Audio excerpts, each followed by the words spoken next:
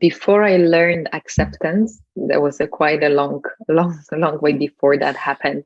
At first, what happened was letting go of desire, letting go of the desire to control my life. I had to be pushed to the rock bottom. I had to be pushed to completely break and fall completely apart in order to do that, in order to surrender.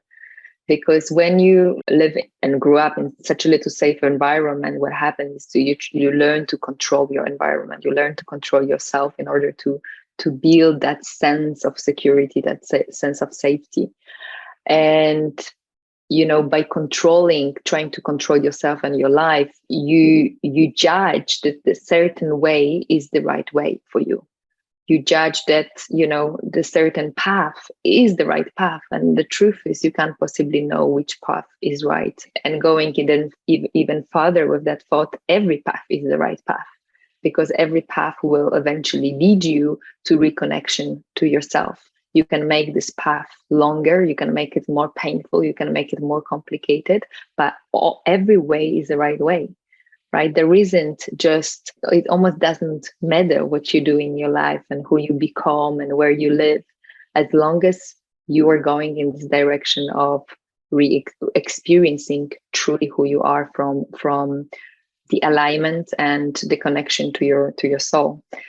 And so in that moment when I was 25, I had my boyfriend who broke up with me in the middle of nowhere. I had my autoimmune disease who was extremely painful. I finished university. I had no idea what to do with my life. And that was the point when I just broke. And I said, okay, well, maybe everything I imagined for myself, maybe life has a different plan for me. And what is the plan? And maybe I'm supposed to be sick for the rest of my life. Maybe this disease is protecting me from something else.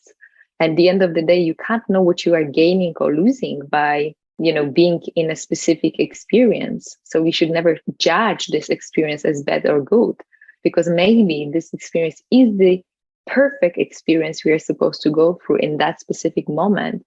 And on a much bigger picture, it will actually serve us. In that you stopped fighting life, essentially. Essentially, yes. Yeah. And in that moment of surrender, I just didn't have to be anyone. I didn't have to do anything, and I didn't have to go anywhere. And what happened is that life started to create such enormous and beautiful synchronicity in my life that I received so much more from life in the next 6 months that I could possibly imagine. So if if it was up to me, I would have received much less, because I didn't know that much was possible for me. Like what did you receive? It was just, imagine you're 25 years old, you have no idea what to do with your life, and you have that disease. And what happened in the next 6 months is that through the meditation, within 10 days I was healed. I haven't taken any medication for the disease for now over 10 years, sorry, it was 25, 10 years ago. So the disease completely disappeared, no symptoms.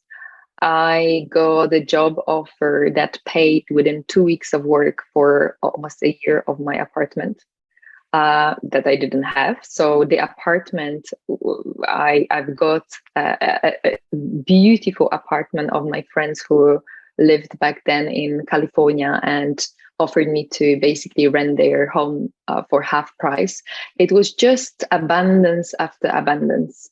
And it was quite remarkable, because it was such a big abundance in such a short amount of time that I was amazed by how simply surrendering and putting yourself in a state of receiving whatever is there for you to be received, how much life actually is willing to give you.